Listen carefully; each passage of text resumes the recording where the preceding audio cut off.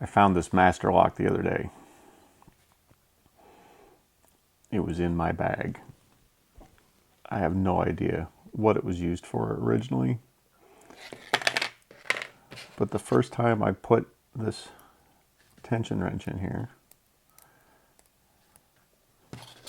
and I used just a wave pick, and all I did was push it in, and it came unlocked.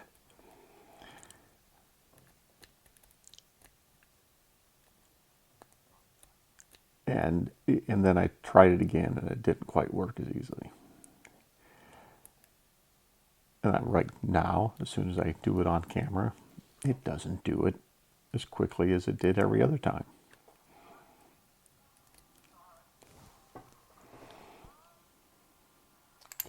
But it didn't take very much for it to open. But this lock taught me something else. That thing has to be turned all the way back for it to be locked. And so you think, oh my gosh, I've locked my lock.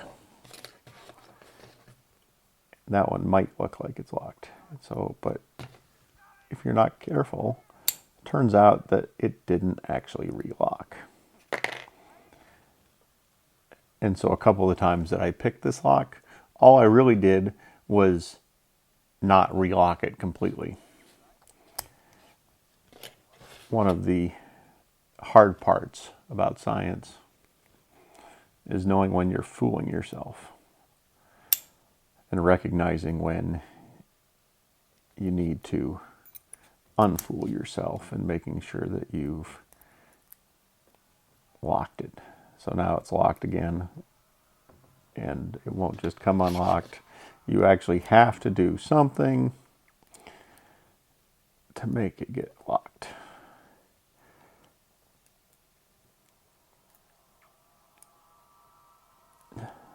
My son told me he picked every one of our locks that we have in our little kit right now, and it took him all 7 minutes to do all of them.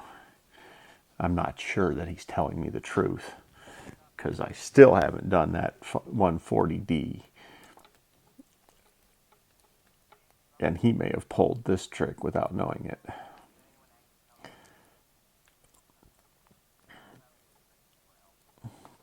But I'm still trying to get over just how light the contact should be when you're trying to do these things. That contact has to be light enough to tell you when the lock actually decides it's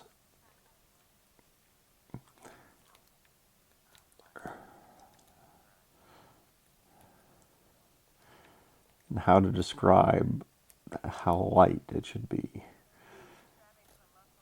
Lockpick World, the place I got these picks from, on their manual, which is hard to find. I should actually just do a video on how to find the manual that you get on lockpicks, on how to learn how to pick locks.